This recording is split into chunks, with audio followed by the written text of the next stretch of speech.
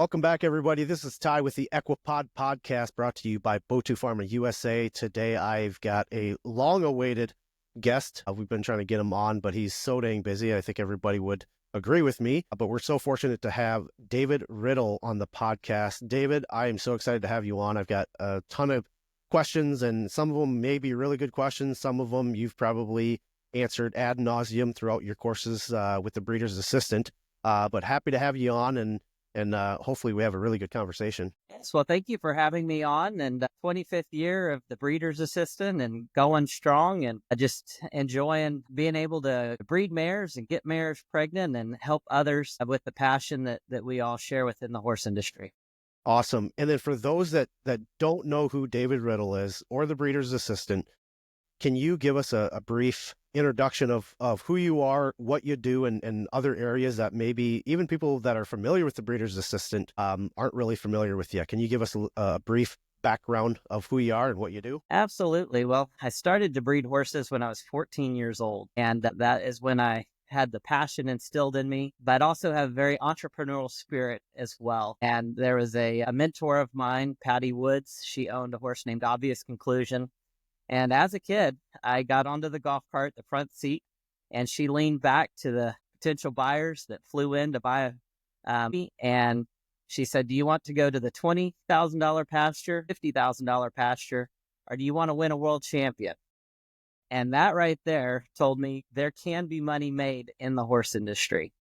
And so that was the beginning of my passion. And I continued to breed horses in high school. I had 22 brood mares by the time I was a senior in high school, and raised some really good babies, won some world champions with them, and continued my education going to Texas A&M University. Texas A&M, I graduated with an agriculture science degree, which is a teaching degree. But while I was there, I was able to learn the science behind all of the things that I'd been doing in the breeding barn and just connect those two together. And that's how my passion continued to grow. But I love to teach. And when I'm able to see students' faces light up with the things that they thought they could not do and accomplish goals that were so far in the future for them, but they accomplished them that particular breeding season, is just what is my driver behind me getting up every morning. Sure. And so to follow up that story of you sitting in the golf cart, which pasture did you guys drive to? Nobody doesn't want to buy a world champion, my friend. They know that comes with plenty of zeros behind that on their checkbook. Sure. So when you're talking about helping breeders to reach goals they've never thought that they could reach in that season, what are some of those goals? Well, some folks just want to get their mare bred for whatever reason. It might be a heart horse that they have, and they want a baby from that particular mare. They may be in the process of building their broodmare band, but everybody gets faced with this brick wall of, does the money work out? Do these finances work out? Trying to better their breed by breeding to the best stallions. Word that is not used typically in our horse industry is lost revenue. And so it's not that you ask a person, how much did you lose last year in the breeding business? And they'll say, well, I had, these invoices that I had to pay, and I had to feed this mare. I've lost, about $15,000, and I don't have a baby. And I'll say, no, my friend, you have not lost $15,000. You've lost the $30,000 baby that was never born, plus the $15,000. And so closing the gap of that lost revenue for a lot of these breeders that are out there is a huge deal for them. And it's exciting to be able to bring that to fruition and help them along with the Breeder's Assistant and teach them how to fish, not just eating a really good fish. And I love that analogy, because I think what you did or what you do through your course isn't just, the birds and the bees, so to speak, right? You're working on their business as well as in their business, right? So a lot of business owners that I talk to is that they're really good at what they do, but they don't know the business that they're in. So it sounds like you actually help them on the business side, right? So the $30,000 lost foal that they didn't have, that's something that they don't typically perceive in their mind as lost revenue. That's correct. Yes, a huge component of my class is the business aspect of it. I'm very clear with all of my students, where do I make money? And that is in tuition. And if my students are not successful, and I tell them, I take possession of you, you're now in the seats of my class, and now you're welcome to the Breeder's Assistant family. And that family and that community is huge online, but also the friendships that are made within that class is huge. But as we go through class, we talk about the business aspect of it and how each other can help each other. So, I live in Texas, you live in South Dakota. There's more than likely a student that doesn't live too far from where you live that could just drive over and help you out and then FaceTime me. And we all work together in order to accomplish the goal of getting your mares pregnant, or on the stallion side of things, being successful freezing semen. Yeah, I love that setup of a mastermind group, essentially with you, and then the community that supports you, because it's one thing to get to be able to work with you one-on-one and access to you, but if there are other people that are closer to me, like I don't want to have to fly out to Tomball, Texas. My South Dakotan accent's coming through, so I don't know if I pronounced Tomball right, but it's easier if there's somebody an hour away, 2 hours away, than to have to hop on a flight. So I love that aspect of community that you're talking about. What do you think is the most important thing about being a part of your community? The networking. When you come to class, you learn how to do all of the animal husbandry on your own mares. And once you learn that skill, that is a very valuable skill that you can make money with. What I mean by that is, within the Breeder's Assistant community, it will amaze you how many other students that own top name stallions and those very desired mares. So you can take a breeding program that you've done all you can financially to put together, but you can accelerate that by being able to ship an embryo from one part of the country to the other. But because you're within that Breeder's Assistant family, they know how to ship an embryo, you know how to receive an embryo, and you know how to put it into your own recipient mare. And I promise you, shipping an embryo from Florida to California is significantly less expensive than shipping an entire mare. Right. So what advice would you have for somebody that is on the fence about taking one of your courses? What assurances would you give them to say, hey, this is what you need to do? Absolutely. That is a great question. I have folks that and I teach a lot of veterinarians as well, and veterinarians that have been in the breeding business. That's been the main part of their entire practice, is breeding. They come to class. And then I have other folks that have a dream of breeding their own horses, but have just not gotten off of the fence, just haven't done anything. So they've chosen to come to class. Normally, we talk to a student typically about a year to 2 years before they actually come to class. There are some that are very spontaneous and sign up for a class and get on a plane, and 2 days later, they're sitting in the seat. But most of the time, it takes a couple of breeding seasons for somebody to go, you know what? I'm going to learn how to do all of this stuff on my own, and I'm going to go take a class. So my advice to those students is sit down, write down a business plan, write down the needs that you have of your breeding farm and your goals, and then just simply sign up and come take the class. The least expensive portion of all of those line items that are written down is to come and take a class, just to see if this is for you or if this isn't for you. Yeah, that's amazing advice. And what it reminds me of, other than the business plan part, is, David, I don't know if you golf or not. I enjoy it, but I'm not very good at it. Yeah. So when I first started golf, I said the exact same thing. I said, hey, I'm not going to take any lessons. I'm going to learn myself.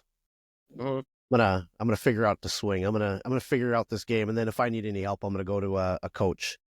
Well, what happened was I developed a lot of bad habits, and I did not thoroughly enjoy the game as much as I should, because I wasn't getting the results that I wanted. Right? Like, I'm expecting to fist pump and drop all these putts, drive it 300 yards.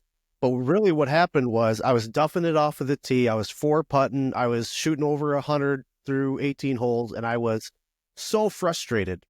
And my advice to new golfers now is go get a lesson. Go get how to do the things the right way to begin with, so you get the best results sooner. So I think it lines up with what you are trying to do. It's like, hey, if you want the results, go to somebody that can show you the rope. Yes, there's typically two comments that are made after class or during class, and that is, I wished I would have come sooner. And the second comment is, I cannot believe that I've learned how to do this so quickly. So it's, I wish I would have come sooner. And then once they come, I can't believe how quickly I've been able to go from not knowing how to breed horses to actually being able to go home with the confidence to practice. And once they start practicing, breeding season comes around, I have a keys to success, and that's good semen at time of ovulation, dropping into a clean uterus, maintaining proper hormones. But the fourth key to success is patience and try again.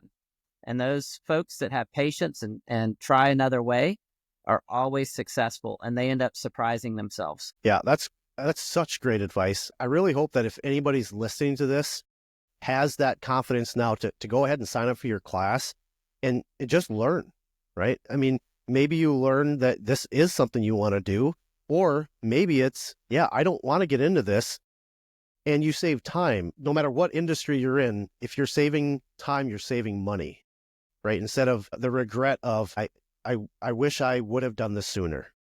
Yes. Well, let's just do it. Absolutely. It is, at the end of the day, my classes are not cheap. However, it is the least expensive way to figure out whether you want to do it or don't want to do it. And not all of my students say this, but there are actually some that after class come up to me and say, I don't think you're charging enough for your classes.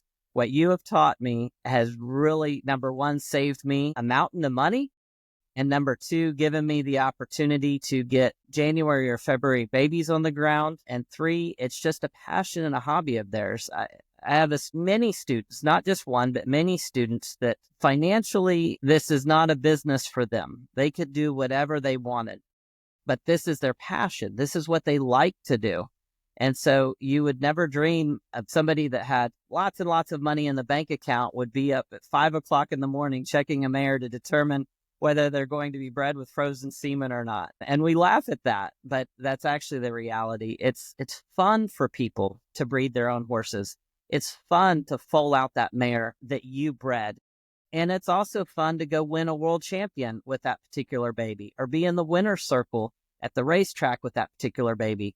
And I'm not saying that every one of my students has world champions or that win at the racetrack, but there is a good percentage that are really pursuing their goals. And there are some that, yes, they have gone on and won a world champion with the baby that they raised. And that's really the ultimate goal. Sure. And can you talk more about these courses? Is it just one course that you have weekly, or are there different courses, things that maybe somebody that's more interested in mares or stallions? Can you talk more about your different variety of courses that you offer? Yes. Well, keeping it simple is very important. So I offer 3 different classes. One of them is learning how to breed your own mare management, and hands-on with breeding with frozen semen. And then the second class that I have is being able to do your own embryo transfers and handling embryos and being able to put those into your own mares. And then the third course that I offer is stallion collection, semen evaluation, learning how to do all the calculations in regards to being successful with shipping cooled semen, as well as freezing semen. So being able to freeze semen on your own stallion. There's been many a nights that I've gotten a phone call from a student, and I build great friendships with my students, and they're just crying. And I'm having to consult them and really talk them through a very trying time when their stallion colics and dies. But they're crying out of sadness, and they're also crying out of happiness because they came and they took the class, and they have a whole semen tank full of frozen semen from that stallion that unexpectedly died. And they just will call and thank me for our friendship. And they thank me for the knowledge that they had to ensure the genetics of that particular stallion in case something did happen. And in some of these cases, something did happen. Sure. Now, are all of your courses, do I have to go to Texas? Or let's say I'm one that has, some money in the bank, and it's like, I would rather have the breeder's assistant come out to me. Is that something that you offer as well? It is. I do offer private classes. Most of the time, that's on the stallion side. So when you have a stallion that's not trained to the breeding dummy, or you're having some struggles, there's really nothing that replaces me going to your farm, walking into your lab, and just observing. There's times when I've walked into a lab and they had semen extender in the incubator, and I went to feel the temperature of the semen extender, and it was like a hot cup of coffee. No wonder the stallion semen is dying. Or I've gone to other places and they've washed their AV with alcohol and have not let it dry, and then collect stallion number 2. And stallion number 2 is supposedly sterile because all the semen is dead. And the whole reason is you collected with a alcohol wet AV. So there's some simple fixes, and then there's other fixes that are much more intricate, more detailed, that I just have to observe. And so, yes, I do teach private classes. Most of the time that's on the stallion side and sometimes on the mare side. But coming to Tomball, there's a lot to it when you come to Tomball. And this is what it is. You get off your farm.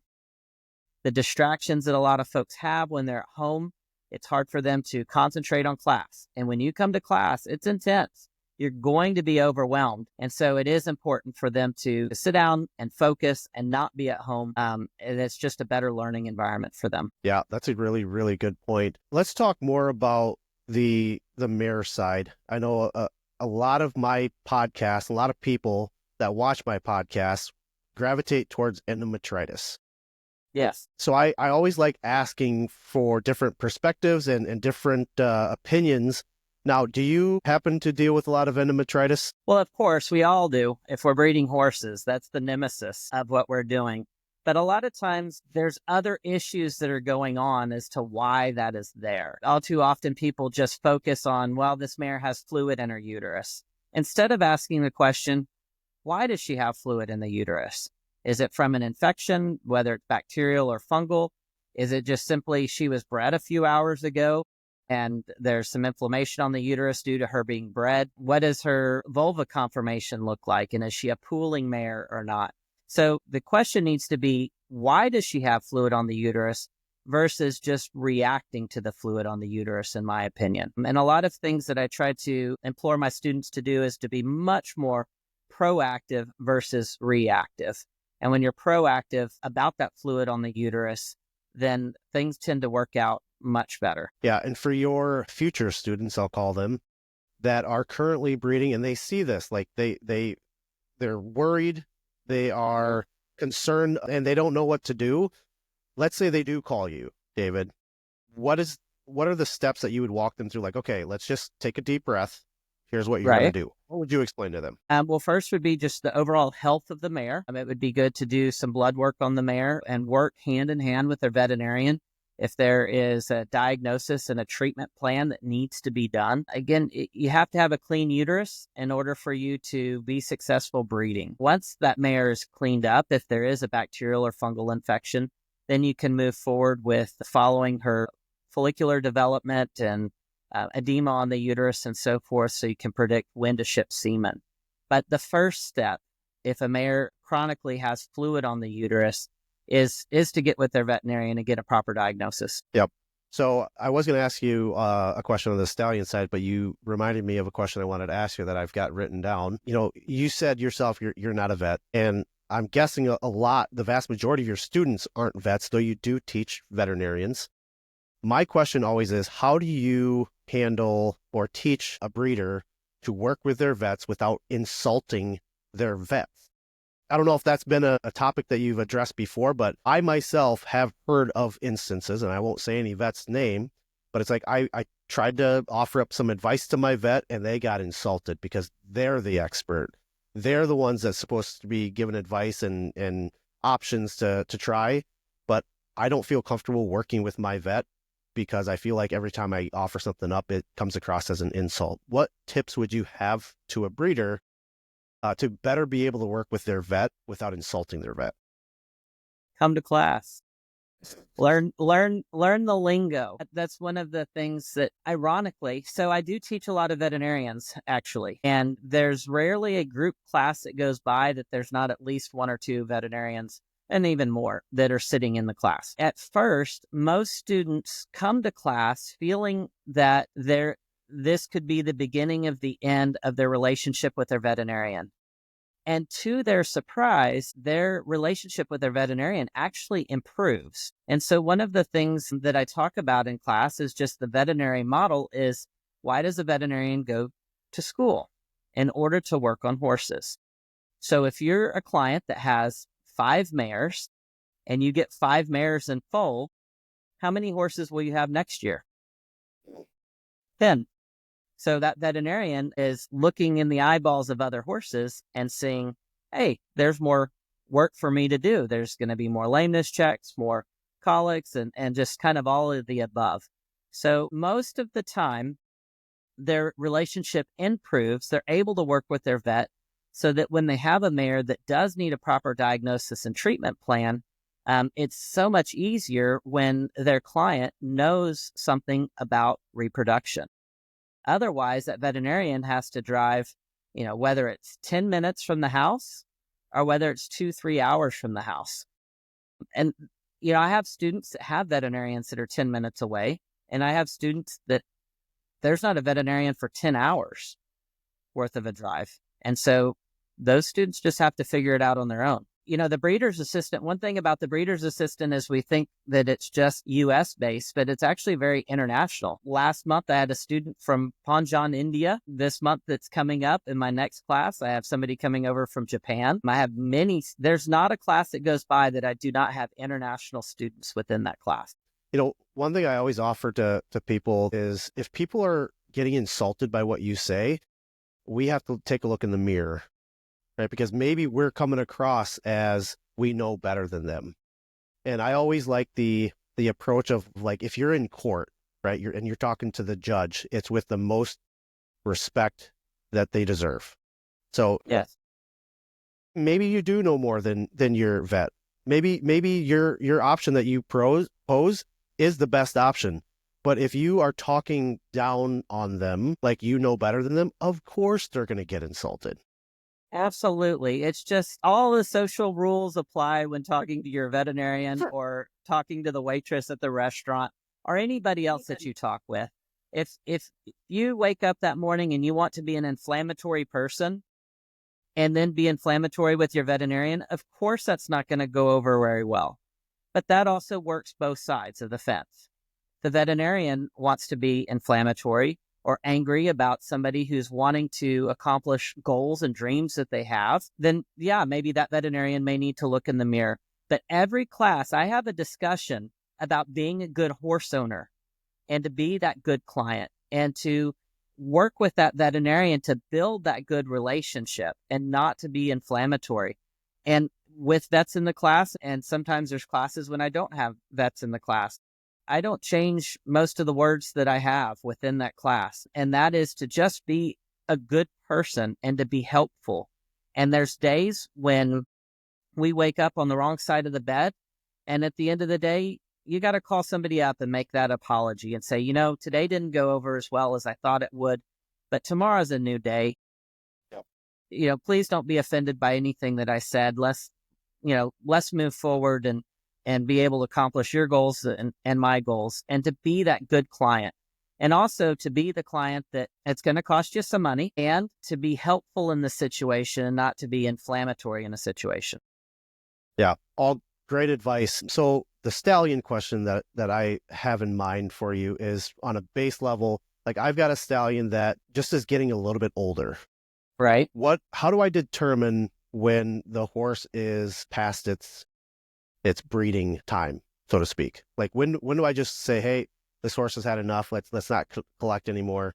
Let him just run off into the pasture and enjoy his retirement. Well, in class, it's fairly laid back. There's a lot of science that I'll focus on. But one of the things that I'll say, because the student asks this question just about every class, is, Hugh Hefner has a lot of children. And throughout the years, Hugh Hefner has been very fertile. And your stallions typically are fertile as well, even at an older age. So, of course, there's age-related changes.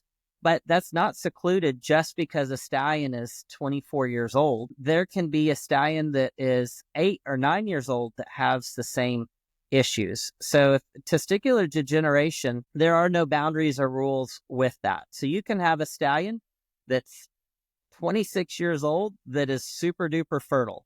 So it really is stallion by stallion decision as to, okay, when do we stop this? And that's looking at the morphology, looking at your sperm count, and also looking at, okay, I bred 12 mares and one of them got pregnant.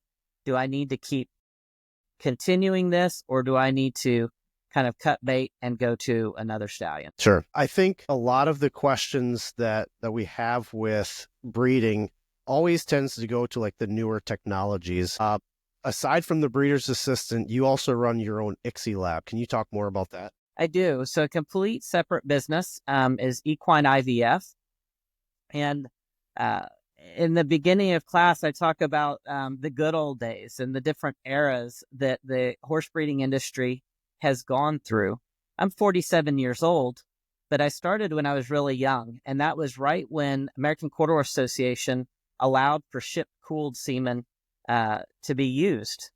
And that was a long time ago. And there were folks that had decided that if it was ship-cooled semen and a baby was produced, that baby would not be very fast on the racetrack, or that baby would never be able to be a world champion in the show pen, or would never have enough cow sense just from ship-cooled semen.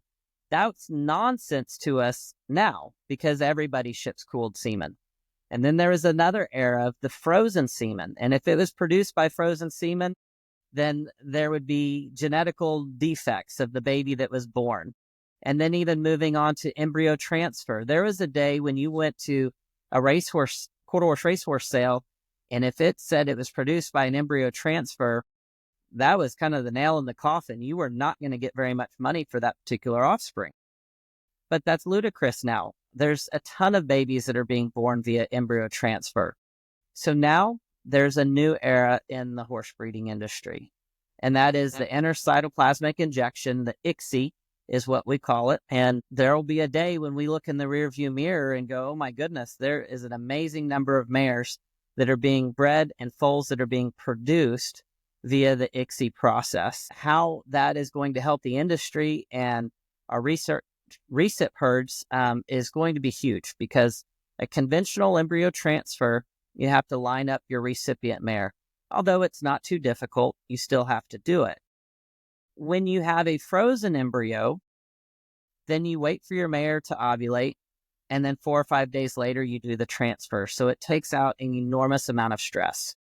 So I truly think that just like ship semen, just like frozen semen, and just like a conventional embryo transfer, being able to do the ICSI process as another means to be breeding our mares is going to be quite large within the U.S., just like it is internationally. Sure. Do you foresee any issues between like what the breeder's assistant does with versus what you're doing with ICSI, to where like the collections and stuff in the backyard, or I shouldn't even say backyard, but you know, when you're doing it yourself at your ranch, is that going to go away, or is that going to be limited to a small group and everybody's going to go to ICSI? Like, what do you see the trend going towards? So our breeder's assistant community, there's some that have chosen to go the ICSI route. And because they're able to do all of their own work, they manage their own recip mares.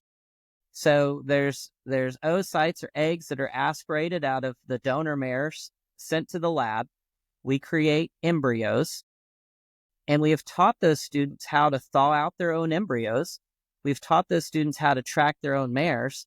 And we've taught those students how to implant or transfer those embryos into their own recip mares. So to answer your question, it's huge, because they don't have to rely on a recipient farm. They can do all of the work themselves. And those frozen embryos just stay in the tank until that recip mare is ready. And so it's really accelerated a lot of people's programs to be able to kind of take the bull by the horns, if you will, do all of their own work, and have those frozen embryos sitting in the tank awaiting for their recip mares. Yeah, so it really sounds like your future, through your course, you're future proofing your skill set, right? Like, just because the newer technologies are coming out doesn't antiquate your process. Like, because you've gone through the breeder's assistant course, like, you are going to be caught up on all these different things, and you will have the knowledge to essentially ease into that new technology. Absolutely. Every student that comes through the breeder's assistant course and takes the embryo transfer class, they get one-on-one with senior embryologists teaching them how to handle embryos properly, how to thaw embryos out properly, and all the do's and don'ts so that you can be successful when you go home. And it's not that hard. That's awesome. So let me ask you, if you ever run into this type of person in your class, they're, for whatever reason, they paid you and all they're doing is arguing with you. No, that's not what my daddy did. That's not what my grandpa did. Do you ever run into those types of people? Very seldom. However, we dissect that in class. Well, this is why your grandpa said, breed this mare every other day, live cover until she goes out of heat. Well, the first day she's showing some signs of heat, so they cover her with the stallion. That's great, but the cervix didn't open, so no sperm got into the uterus. The second time they cover the mare, she's showing a little more signs of heat, but again, the cervix most likely isn't open. But the third time that you cover the mare, she's heavily in heat, breaking over in the pasterns, the cervix is open, and guess what? Your stallion is also cleaned out, so you have good sperm at the time of ovulation. So I don't have too many that are argumentative in class, and sometimes a question will come up very similar to that, and when we dissect it, everybody kind of takes a deep breath and goes, that makes a lot of sense, because what grandpa and great-grandpa used to do, they were successful breeding horses, and there's a reason why they were successful breeding horses that way. And so as technology improves, we also can't forget the past and the fundamentals of breeding as we move forward, kind of in a new era of breeding with ICSI babies or with fresh embryos that you flush out of your mare. All the fundamentals still apply to your recent mare as what did in the 1940s and 50s. So we talked about looking in the rearview mirror and kind of learning from the past. If you had a time machine and you could go to the future, where do you think the equine husbandry or equine reproduction industry, where do you think we're headed? What I see in the breeder's assistant is we're 25 years so far and going strong. Every year, there's plenty of folks that want to learn how to breed, and being able to not be that person that has 50 head of mares at a large reproduction farm. You're the person that has one or two mares, and then you don't feel like a priority, or you're not having success at those breeding farms, and being able to come home and do it yourself and be successful is a huge deal for that one person. But as you do the multiplier, as there's more and more folks that are able to reach those goals, you're going to find yourself within an industry that the days that only people at large breeding farms are able to be successful are over.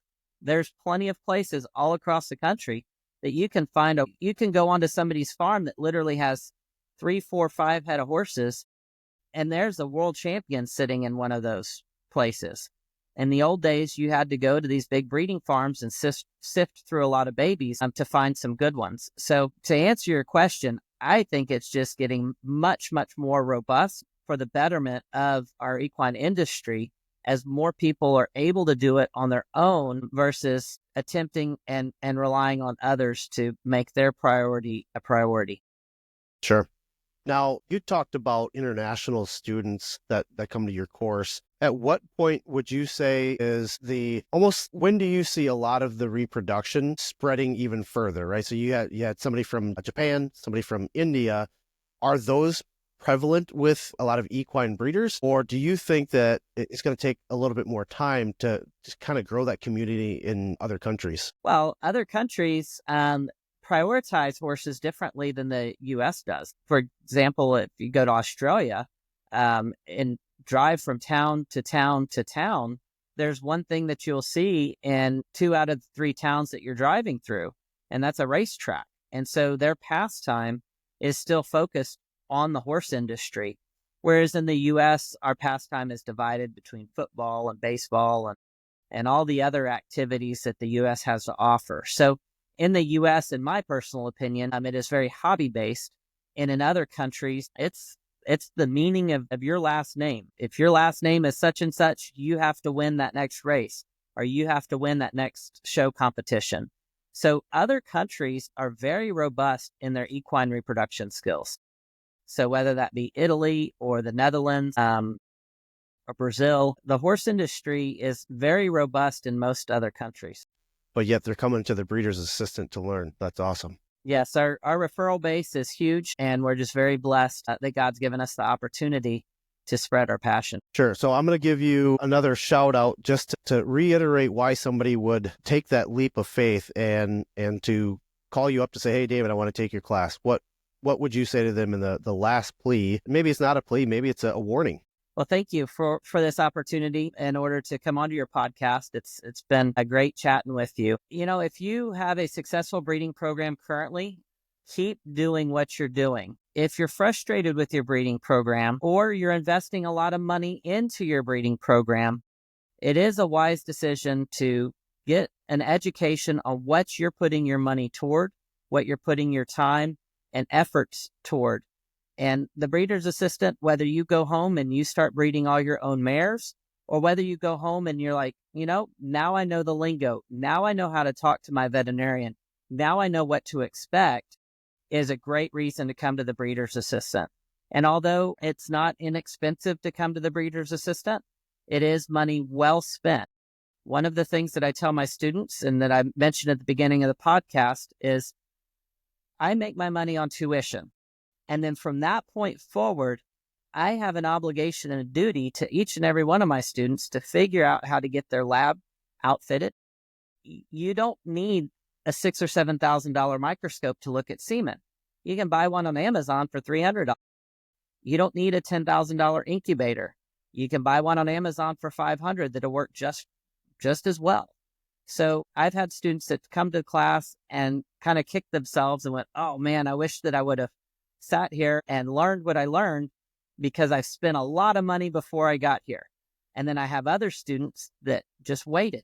They came to class, and then once they were finished with class, they said, oh my goodness, I'm so glad I didn't buy all the things that I thought I had to purchase. And the savings paid for this class 3 or 4 times over. Yeah. And one thing that I will tell people too is, you know, you take a look at all of the professionals in any industry. You look at doctors, you look at lawyers, you look at insurance salespeople, you look at all of those professionals. What do they have to do every other year? They have to get continuing education. And I think self-care is super important. So you'd mentioned if you have a good or a successful breeding program, keep doing what you're doing. But I would also push that a little bit further to say, hey, maybe there's something on the business side, because you do help with the business aspect of breeding. Maybe I can help you with 1 or 2 things that really gets you to that next level. Or, yeah, you're successful to a point, and then you kind of hit that glass ceiling. Well, Right. maybe something within the breeder's assistant's course says, hey, if you just tweaked it a little bit, you may be able to break through that ceiling and be even more successful. So like you said, it's money well spent. And I don't know if you've got any instances of that happening, David, but I think we have to, if we're taking ourselves seriously, take ourselves seriously. Let's do some professional development, even if we are successful. Absolutely. And that's why there's 3 parts to my class. The first part is lecture. The second part is hands-on. So we come out to the lab and we're hands-on with mares in the breeding stocks, hands-on with semen in the lab, hands-on with embryos. But the third part, and I would argue that it is the most important part, and that is being able to call me. So once you're in the breeder's assistant community and you've come and taken a class, I am 1 text message away, I'm 1 FaceTime away, I'm 1 phone call away from being able to help get in full for you. Awesome. Well, David, thank you so much for your time. Thank you for your generosity and giving away free tips. You know, if there's anybody out there that wants to reach out to you, what's the best way for them to get in contact with you? The best way is to go onto thebreedersassistant.com, and it shows our course schedule and gives all of our contact information, and then call in and they'll talk to my wife, Tina. We're a mom and pop operation. And the best compliment that I get from my students is, you guys really make us feel like we're part of the family when we come. And you are. And so you'll speak with my wife, you'll hear her Southern accent, and then you'll get booked in class and you'll meet me up in the classroom, and we just open up our doors and our hearts and help you accomplish your goals. But Thebreedersassistant.com is the best way. If you're interested in any of the ICSI stuff, that is equineivf.com. Awesome. Thanks again, David. Hopefully we get you back on to talk about other topics and whatnot. But yeah, I so greatly appreciate your time and your expertise on stuff. And hopefully we can get more people to your classes. I don't know if there's a limit, to how many people show up. I don't know if it's limited seating. So if you're on the edge whether or not to enroll, I would enroll before they run out of space. Yes, we do book up typically 3 to 4 months in advance. So if it's on your wish list, call in and let us get you penciled in. Otherwise, the seats are filled about 90 days out. Awesome. Thank you for listening to the EQPOD podcast brought to you by Boat to Farm USA. Be sure to like and subscribe and to follow along and get the latest videos and news on our YouTube, Facebook, and Instagram. We'll talk to you soon.